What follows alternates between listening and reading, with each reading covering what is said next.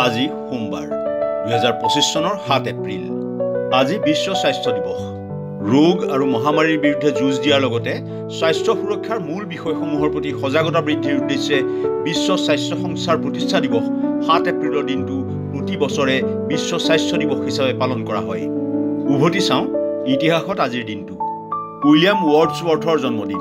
1770 চনৰ 7 এপ্ৰিলত ইংলেণ্ডৰ কুম্ব্ৰিয়াৰ কোকাৰমাউথত জন্ম হৈছিল প্ৰকৃতি, আবেগ আৰু কল্পনাৰ কাব্যিক উপস্থাপনৰ বাবে খ্যাত প্ৰসিদ্ধ ইংৰাজ ৰোমান্টিক কবিজনৰ। ৰবি শংকৰৰ জন্মদিন। 1920 চনৰ 7 এপ্ৰিলত উত্তৰ প্ৰদেশৰ বাৰাণসীত জন্ম হৈছিল ভাৰত ৰত্নৰে সন্মানিত কিংবদন্তি চিতাৰবাদক তথা বিশ্ববিশ্ৰুত সংগীতজ্ঞগৰাকীৰ। জিতেন্দ্ৰৰ জন্মদিন। 1942 চনৰ 7 এপ্ৰিলত পঞ্জাৱৰ অমৃতসৰত জন্ম হৈছিল 200খনতকৈ অধিক ছবিত অভিনয় কৰা হিন্দী চলচ্চিত্ৰৰ একালৰ জনপ্ৰিয় অভিনেতাগৰাকীৰ। প্ৰকৃত নাম ৰবি কাপুৰ। জেকি চানৰ জন্মদিন।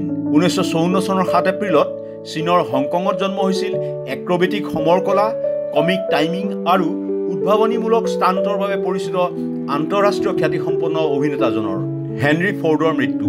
1947 চনৰ 7 এপ্ৰিলত 83 বছৰ বয়সত মিচিগানৰ ডিয়াৰবৰ্ণত মৃত্যু হৈছিল ফৰ্ড মটৰ কোম্পানীৰ প্ৰতিষ্ঠাপক তথা মধ্যবিত্তৰ বাবে অটোমোবাইল সুলভ কৰি তোলা অগ্ৰণী আমেৰিকান উদ্যোগপতিজনৰ। কেলুচৰণ মহাপাত্ৰৰ মৃত্যু।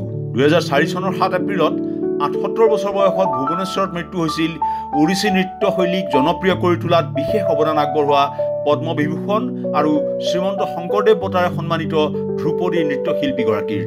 চাৰু গোহাঁইৰ মৃত্যু। 2012 চনৰ 7 এপ্ৰিলত 61 বছৰ বয়সত গুৱাহাটীত মৃত্যু হৈছিল ৰাতি বাঁহী বাই, জিলমিল জোন জ্বলে কপালত আদি বহু জনপ্ৰিয় গীতত কণ্ঠদান কৰা শিল্পীগৰাকীৰ। মুনীন বৰুৱাৰ মৃত্যু।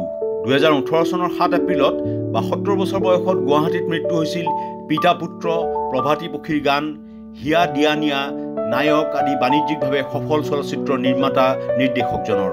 অসম বিধানসভাৰ প্ৰথম অধিৱেশন। 1937 চনৰ 7 এপ্ৰিলত সেই সময়ৰ অবিভক্ত অসমৰ ৰাজধানী শ্বিলঙত অনুষ্ঠিত হৈছিল অসম বিধানসভাৰ প্ৰথম অধিৱেশন। এয়া আছিল ব্ৰিটিছ ভাৰতত প্ৰাদেশিক স্বায়ত্তশাসন প্ৰৱৰ্তনৰ উল্লেখযোগ্য পদক্ষেপ। আধুনিক জুইশলাৰ বিক্ৰী আৰম্ভ।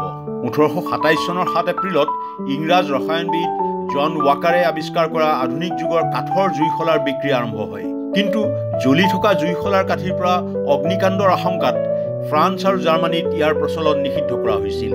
বিয়েৰ আৰু ৱাইনৰ নিষেধাজ্ঞা প্ৰত্যাহাৰ। 1933 চনৰ 7 এপ্ৰিলত আমেৰিকাত কম এলকহলযুক্ত বিয়েৰ আৰু ৱাইন বিক্ৰীৰ অনুমতি দিয়া কালেন হেৰিছন আইন কাৰ্যকৰী হয়। এই দিনটো পিছলৈ ৰাষ্ট্ৰীয় বিয়েৰ দিৱস হিচাপে উদযাপন কৰা হয়। হান্সি ক্ৰনিয়েৰ বিৰুদ্ধে মেচ ফিক্সিঙৰ অভিযোগ। 2000 চনৰ 7 এপ্ৰিলত দিল্লী আৰক্ষীয়ে ভাৰত আৰু দক্ষিণ আফ্ৰিকাৰ মাজত এদিনীয়া শৃংখলাৰ সময়ত হান্সি ক্ৰনিয়েৰ বিৰুদ্ধে মেচ ফিক্সিঙৰ অভিযোগ উত্থাপন কৰি আন্তঃৰাষ্ট্ৰীয় ক্ৰিকেটত এক বৃহৎ কেলেংকাৰী উন্মোচন কৰে। আমেৰিকাৰ বাগদাদ দখল। 2003 চনৰ 7 এপ্ৰিলত ইৰাক যুদ্ধৰ সময়ত আমেৰিকাৰ সেনাই বাগদাদত প্ৰৱেশ কৰি চহৰখন নিজৰ নিয়ন্ত্ৰণলৈ নিয়ে। দুদিন পিছত ছাদ্দাম হুছেইনৰ আনুষ্ঠানিক পতন হয় আৰু ইৰাকত সম্পূৰ্ণৰূপে মাৰ্কিন নিয়ন্ত্ৰণ প্ৰতিষ্ঠা হয়। প্ৰথম দীৰ্ঘ দূৰত্বৰ দূৰদৰ্শন সম্প্ৰচাৰ। 1927 চনৰ 7 এপ্ৰিলত AT&Tৰ বেল লেবে প্ৰথম দীৰ্ঘ দূৰত্বৰ ৰাজহুৱা টেলিভিছন সম্প্ৰচাৰ আৰম্ভ কৰে। ৱাশ্বিংটন ডিচিৰ পৰা কৰা এই লাইভ সম্প্ৰচাৰ নিউয়ৰ্ক চহৰৰ দৰ্শকে উপভোগ কৰিছিল। ইনফৰমেশ্যন ডেস্ক, দেশ টুডে।